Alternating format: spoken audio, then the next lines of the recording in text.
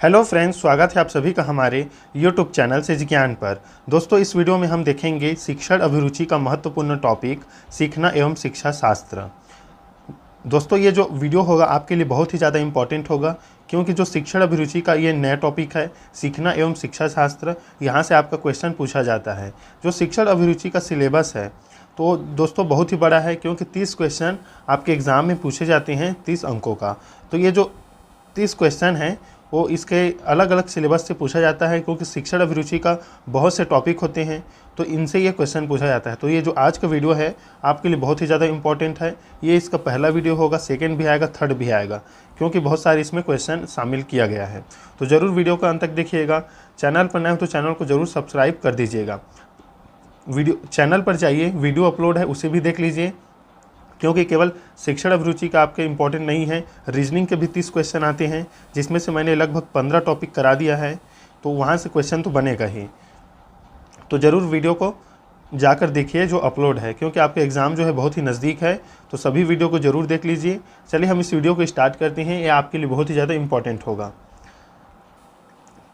वह अवस्था जब बच्चा तार्किक रूप से वस्तु व घटनाओं के विषय में सोचना प्रारंभ करता है, ये कौन सी अवस्था है आपको बताना है। ये देखिए, ये जो 4 अवस्था दी गई है दोस्तों, ये जीन पियाजे ने दी है, इसे याद रखिएगा।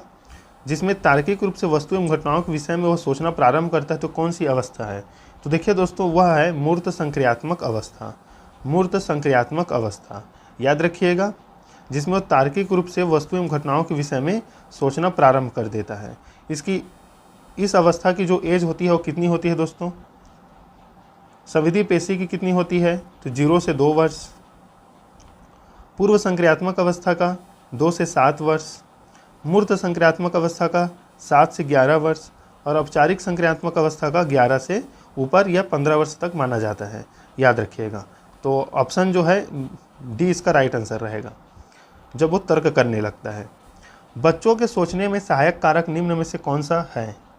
प्रत्यक्षीकरण, कल्पनाशीलता, अनुभव या ये सभी? बताइए दोस्तों। तो देखिए, बच्चों के सोचने में जो सहायक है वो है उनका प्रत्यक्षीकरण, कल्पना और अनुभव। तो ये सभी इसका राइट आंसर रहेगा, याद रखिएगा। चलिए देखते हैं अगला प्रश्न। बच्चे अपनी सोच का सृजन स्वयं करते हैं, निम्न में से यह किसका मत है या कथन है? आपको बताना है। सोच का सृजन स्वयं करते हैं बच्चे, तो ये क्या पियाजे ने कहा है, पेवलाओ ने, स्किनर ने या कोहलबर्ग ने? तो देखिए दोस्तों, ये जो कहा है ये कथन वो कहा है पियाजे ने, जीन पियाजे ने, जो एक स्विस मनोवैज्ञानिक है, याद रखिएगा। इनका जन्म स्विट्जरलैंड में हुआ था, ये क्वेश्चन पूछा जाता है। तो इन्होंने संज्ञानात्मक विकास का सिद्धांत दिया है, जो ऊपर में 4 अवस्था देखे हैं वो इन्हीं के द्वारा दिया गया है। तो बच्चे अपनी सोच का सृजन स्वयं करते हैं, यह कहा है पियाजे ने। बालकों में सोचने की योग्यता सफल जीवन के लिए आवश्यक है, निम्न में से यह किसका मत है? बालक में सोचने की योग्यता सफल जीवन के लिए आवश्यक है, तो यह किसने कहा है? क्या पियाजे ने कहा है, क्रो ने, स्किनर ने या पेवलाओ ने? तो देखिए दोस्तों, यह जो कथन है वो कहा है क्रो ने, तो ऑप्शन बी इसका राइट आंसर होगा। चलिए देखते हैं अगला प्रश्न। अमूर्त वस्तुओं के विषय में बच्चा कब सोचना प्रारंभ करता है? अमूर्त वस्तुओं के विषय में। तो देखिए दोस्तों, अमूर्त वस्तुओं के विषय में बच्चा कब सोचना प्रारंभ करता है? तो करता है पूर्व किशोर अवस्था में। यहाँ पर किशोर अवस्था भी दिया गया है दोस्तों, लेकिन ये नहीं रहेगा, ऑप्शन सी इसका राइट आंसर रहेगा। क्योंकि जैसे किशोर अवस्था में वो प्रवेश करता है, पहले ही तो अमूर्त वस्तुओं के विषय में चिंतन प्रारंभ कर देता है, मतलब बिना देखे किसी वस्तुओं के बारे में सोचना। और मूर्त जो होता है वो होता है किसी वस्तु को देखकर सोचना, याद रखिएगा। बच्चे के सोचने की प्रक्रिया में किस आधार पर सोचने को सबसे उच्च माना गया है? रुचि के आधार पर सोचना को, अनुभव के आधार पर, तर्क के आधार पर या अनुकरण के आधार पर? तो देखिए दोस्तों, जब बच्चा एक सोचने लगता है तो उसके सोचने को उच्च तब माना जाता है जब वो तर्क के आधार पर सोचता है, किसी वस्तु को देखकर उसके बारे में चिंतन मनन करता है। तो ऑप्शन सी इसका राइट आंसर रहेगा। अगला प्रश्न है दोस्तों 7वां नंबर। किसी बालक में तर्क के आधार पर सोचने की क्षमता के विकास के लिए आवश्यक तत्व क्या है? भाषा संप्रेषण में निपुणता, असीमित कल्पना शक्ति, बालक के समक्ष अनेक समस्याएं या उसकी बोलने की गति? बताइए दोस्तों। तो देखिए, बालक में तर्क के आधार पर सोचने की क्षमता के विकास के लिए उसका सबसे बड़ा आवश्यक जो तत्व है वह है भाषा संप्रेषण में निपुणता।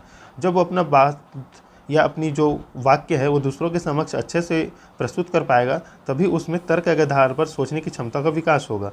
तो संप्रेषण उसके लिए आवश्यक है। तो भाषा संप्रेषण में वो निपुण होना चाहिए वो बालक। तो ऑप्शन ही इसका राइट आंसर होगा। देखिए अगला प्रश्न है 8वां नंबर, अधिगम के अध्ययन हेतु निम्न में से किसने क्रिया प्रसूत अनुबंध का उपयोग किया है या सिद्धांत दिया है? क्रिया प्रसूत अनुबंध का सिद्धांत। तो देखिए दोस्तों, क्रिया प्रसूत अनुबंध का सिद्धांत दिया है स्किनर ने, याद रखिएगा, स्किनर ने यह सिद्धांत दिया है।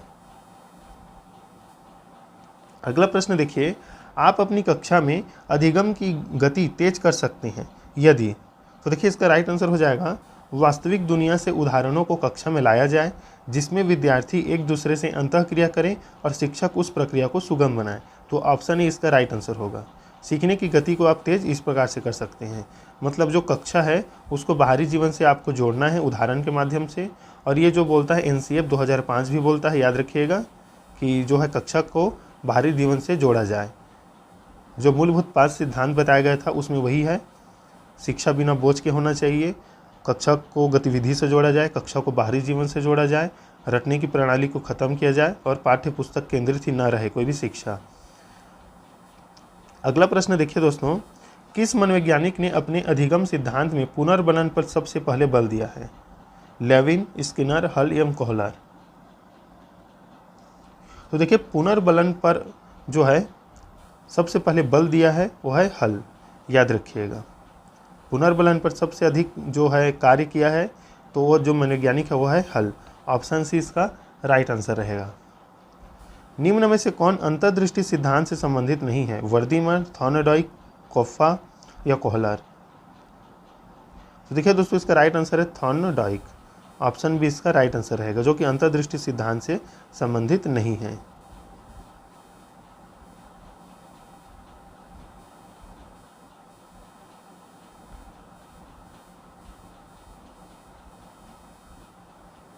अगला प्रश्न देखिए दोस्तों, बच्चों में सीखने के लिए आवश्यक तत्व है अभ्यास, तत्परता, अंतर्दृष्टि या सभी। तो देखिए बच्चों में सीखने के लिए आवश्यक तत्व अभ्यास है, निरंतर, तत्परता है और अंतर्दृष्टि, सोचने की जो दृष्टि है वो। तो ऑप्शन डी इसका राइट आंसर है। सीखने के लिए निम्न में से जरूरी है, देखिए सीखने के लिए जरूरी है अभ्यास भी और अनुभूति भी। तो ऑप्शन सी इसका राइट आंसर होगा। बच्चों में सीखने के लिए आवश्यक नियम है बहुप्रतिक्रिया नियम, रटने का नियम, तत्परता के नियम, व्यवस्थित अधिगम प्रक्रिया का नियम। बताइए दोस्तों इसका राइट आंसर क्या रहेगा? तो देखिए दोस्तों, सीखने के लिए सबसे आवश्यक होता है तत्परता का नियम। याद रखिएगा, जब भी सीखने के लिए आवश्यक तत्वों की बात आए आपको तत्परता के नियम लगाना है। ऑप्शन सी इसका राइट आंसर होगा। निम्न में से कौन सा नियम थॉर्नडाइक के सीखने के नियमों से संबंधित नहीं है? आत्मसात, प्रभाव, अभ्यास एवं तत्परता। बताइए दोस्तों। तो देखिए थॉर्नडाइक के सीखने के नियम से संबंधित नहीं है आत्मसात का नियम। याद रखिएगा, आत्मसात जो है ज़्यादातर जीन पियाजे ने बोला है, और प्रभाव के नियम, अभ्यास के नियम और तत्परता के नियम थॉर्नडाइक से संबंधित है, याद रखिएगा। बच्चों में सीखने की प्रक्रिया को प्रभावशाली बनाने में आवश्यक तत्व है आवश्यक है या आवश्यक तत्व है दंड, पुरस्कार या ए बी दोनों। बताइए दोस्तों। तो देखिए सीखने की प्रक्रिया को प्रभावशाली बनाने के लिए ये दोनों आवश्यक नहीं है। तो ऑप्शन डी इसमें राइट आंसर रहेगा, इनमें से कोई नहीं। सीखने की प्रक्रिया को प्रभावशाली बनाने के लिए आप उसको बेहतर वातावरण दे सकते हैं, उसके रुचि के अनुसार पाठ्यक्रम को पढ़ा सकते हैं। सीखने की प्रक्रिया को प्रभावशाली बनाने के लिए कक्षा को बाहरी जीवन से जोड़ सकते हैं, लेकिन आप दंड नहीं दे सकते किसी भी बालक को। हाँ, आप पुरस्कार दे सकते हैं। सीखने की प्रक्रिया को प्रभावशाली बनाने के लिए आवश्यक मतलब पुरस्कार दे सकते हैं, लेकिन उतना आवश्यक नहीं है, याद रखिएगा। बच्चों का विद्यालय उपलब्धियों में असफल होने का प्रमुख कारण है। विद्यालय उपलब्धियों में असफल होने का अभ्यास की कमी, तत्परता की कमी, विद्यालय छोड़कर भाग जाने की आदत, उपरोक्त सभी। तो देखिए उनमें अभ्यास की कमी भी है, तत्परता की कमी और विद्यालय छोड़कर भाग जाने की आदत, उपरोक्त सभी इसका राइट आंसर होगा, तभी वे असफल होते हैं। अगला प्रश्न देखिए, आपकी कक्षा में बच्चों का प्रदर्शन निरंतर गिरता जा रहा है, इसका प्रमुख कारण हो सकता है तत्परता, अनुकूल वातावरण, अभ्यास की कमी या इनमें से कोई नहीं। तो देखिए यहाँ पर बोला जा रहा है कक्षा में बच्चों का प्रदर्शन निरंतर गिरता जा रहा है, तो तत्परता तो बिल्कुल नहीं रहेगा, तत्परता रहेगा तो गिरेगा कैसे, अनुकूल वातावरण रहेगा तो भी नहीं गिरेगा, मतलब अभ्यास की कमी है उनमें। तो ऑप्शन सी इसका राइट आंसर है। आप अपनी कक्षा में कड़ी मेहनत से पढ़ाते हैं तथा बालक भी बड़े ध्यानपूर्वक पढ़ते हैं, परंतु कुछ बालक बहुत शीघ्रता से सीख जाते हैं तथा कुछ बालक धीरे धीरे सीखते हैं। इस समस्या का कारण हो सकता है। तो देखिए दोस्तों, इस समस्या के कारण हो सकता है अधिगम व्यक्तिगत होता है। अधिगम जो है व्यक्तिगत होता है। जो सीखने की जो प्रक्रिया है वो सभी बालक में अलग अलग होगा। कोई किसी दूसरे तरीके से सीखेगा जल्दी, कोई किसी दूसरे तरीके से, मतलब सभी का सीखने का तरीका अलग होता है। तो अधिगम जो है व्यक्तिगत होता है। व्यक्तिगत मतलब उसके आधार पर कि वो कैसे सीख सकता है। तो ये जो समस्या का कारण हो सकता है, अधिगम व्यक्तिगत होता है। यदि आप अपनी कक्षा के बच्चों में यह भावना जागृत करना चाहते हैं कि उन्हें विद्यालयी उपलब्धियों में सफल होना चाहिए, तो इसके लिए आप निम्न में से क्या उपाय अपनाएंगे। तो देखिए, बच्चों की बौद्धिक क्षमता का विकास करेंगे, ये भी सही। बच्चों का मार्गदर्शन उचित दिशा में करेंगे, सही। अपने शिक्षण में उचित विधियों का प्रयोग करेंगे, ये भी सही। तो ऑप्शन डी इसका राइट आंसर होगा। अधिगम की प्रक्रिया का मूल स्वरूप है बहुमुखी, एकांगी, ये एकाकी भी हो सकता है, एकांगी भी लिखा है इसमें। तो देखिए, अधिगम की प्रक्रिया का मूल स्वरूप होता है एकांगी। ऑप्शन बी इसका राइट आंसर होगा। अधिगम की प्राकृतिक दशा के सिद्धांत का प्रतिपादन किया गया। प्राकृतिक दशा, अधिगम का जो प्राकृतिक दशा है उस सिद्धांत प्रतिपादन किसने किया, आपको बताना है। कट लेविन, आशुबेल, स्किनर या जीन पियाजे। तो देखिए, अधिगम की प्राकृतिक दशा का सिद्धांत का प्रतिपादन किया है कट लेविन ने। ऑप्शन इसका राइट आंसर है। शिक्षण अधिगम की प्रक्रिया में बच्चों के ज्ञान अर्जन का मुख्य तरीका है करके सीखना, अनुभव द्वारा, अनुकरण द्वारा या सभी। तो देखिए, ज्ञान अर्जन का जो मुख्य तरीका है वो करके सीखना भी है, अनुभव से भी है, अनुकरण से भी है। अनुकरण मतलब नकल करना, याद रखिएगा दोस्तों। तो ऑप्शन डी ये राइट आंसर होगा। सभी जो रहेगा वो ज्ञान अर्जन का प्रमुख तरीका है या मुख्य तरीका है। अंतर्दृष्टि द्वारा अधिगम का प्रतिपादन किया गया। अंतर्दृष्टि द्वारा अधिगम का प्रतिपादन किया गया। तो देखिए, इसका प्रतिपादन किया है गेस्टाल्ट मनोवैज्ञानिकों द्वारा। गेस्टाल्ट मनोवैज्ञानिकों द्वारा। भूल और प्रयास द्वारा अधिगम के सिद्धांत का प्रतिपादन निम्न में से किसने किया है। थॉर्नडाइक, हेंगॉन्टी, कोहलर, पियाजे। तो देखिए, भूल एवं प्रयास का सिद्धांत दिया है जो अधिगम से संबंधित है, उसे दिया है थॉर्नडाइक ने। याद रखिएगा, बहुत इंपॉर्टेंट प्रश्न है। अनुकरण को उपयोगी और रोचक प्रक्रिया बनाने के लिए खाली स्थान के प्रति सचेत होना चाहिए। तो देखिए, शैक्षिक और सहशैक्षिक क्षेत्रों में विद्यार्थी के अधिगम के बारे में जानकारी प्राप्त करने के लिए विविध तरीकों का प्रयोग करना, इस पर जो है सचेत रहना चाहिए। एक शिक्षक को बच्चों को सिखाते समय ध्यान देना चाहिए कक्षा के आकार पर, शिक्षण पद्धति एवं निर्देशन पर, बालकों के वर्गीकरण पर, उपरोक्त सभी पर। तो देखिए, एक शिक्षक को बच्चों को सिखाते समय आप कक्षा के आकार पर भी ध्यान देना है, शिक्षण पद्धति पर भी और बालकों के वर्गीकरण पर भी। तो उपरोक्त सभी इसका राइट आंसर होगा, याद रखिएगा। अगला प्रश्न है, किसी कक्षा में सीखने को प्रभावित करने वाला महत्वपूर्ण घटक है। तो देखिए, महत्वपूर्ण जो घटक है वो है कक्षा का मनोवैज्ञानिक वातावरण, कि कक्षा का जो मनोवैज्ञानिक वातावरण है वो कैसा है। तो ऑप्शन सी इसका राइट आंसर रहेगा। मनोवैज्ञानिक मतलब जो मानसिक व्यवहार है उससे संबंधित है दोस्तों, याद रखिएगा। सीखने की प्रभावशाली विधि है। तो देखिए, सीखने की प्रभावशाली विधि करके सीखना, व्याख्यान, वाद विवाद और अवलोकन। तो ये उपरोक्त सभी राइट आंसर होगा। एक शिक्षक विषय वस्तु के साथ अपने बालक के संदर्भ में खाली स्थान करता है। अंतःक्रिया, बाह्यक्रिया, समानीक्रिया, ये सभी है। तो देखिए, जो शिक्षक होता है वह विषय वस्तु के साथ बालक के साथ जो संदर्भ में, बालक के संदर्भ में जो है विषय वस्तु को अंतःक्रिया करता है, याद रखिएगा। ऑप्शन ही इसका राइट आंसर होगा। अनुकरण द्वारा अधिगम का नियम किसके द्वारा प्रतिपादित किया गया है। अनुकरण द्वारा अधिगम मतलब करके देखकर सीखना, नकल से सीखना। तो देखिए, हेंगॉटी द्वारा। ऑप्शन ए इसका राइट आंसर होगा। अनुकरण द्वारा अधिगम का नियम दिया है हेंगॉटी ने। आधुनिक विचारधारा के अनुसार सीखने की सर्वश्रेष्ठ विधि है पूर्ण विधि, आंशिक विधि, मिश्रित विधि है। तो देखिए, आधुनिक जो विचार है वो मानता है सीखना सर्वश्रेष्ठ तभी होगा जब वो मिश्रित विधि हो, किसी केवल एक ही विधि से न पढ़ाया जाए, किसी भी विषय, वस्तु या पाठ्य सामग्री को मिश्रित विधि का जो है प्रयोग हो।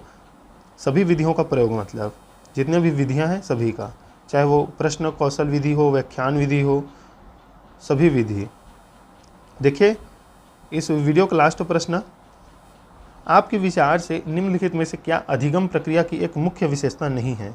सीखने की प्रक्रिया की मुख्य विशेषता नहीं है, आपको बताना है।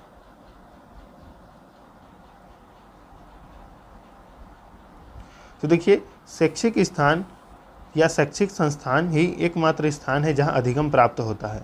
तो यह जो है अधिगम प्रक्रिया की मुख्य विशेषता नहीं है। सीखना एक व्यापक प्रक्रिया है, सीखना लक्ष्य उन्मुखी प्रक्रिया है, अनधिगम की सीखने की प्रक्रिया है, मतलब निरंतर। तो ऑप्शन ही इसका राइट आंसर होगा। तो दोस्तों ये थे इंपॉर्टेंट प्रश्न सीखना एवं शिक्षा शास्त्र से संबंधित, जो आपके छत्तीसगढ़ प्रीवियस डीएड के लिए बहुत ही ज़्यादा इंपॉर्टेंट है।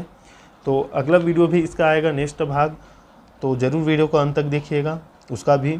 और वीडियो जो अपलोड है चैनल पर जाकर देख लीजिए, क्योंकि आपका एग्ज़ाम नज़दीक है, तो ज़रूर सभी वीडियो को देखिए, क्योंकि यहाँ से क्वेश्चन तो है आपका बनेगा ही।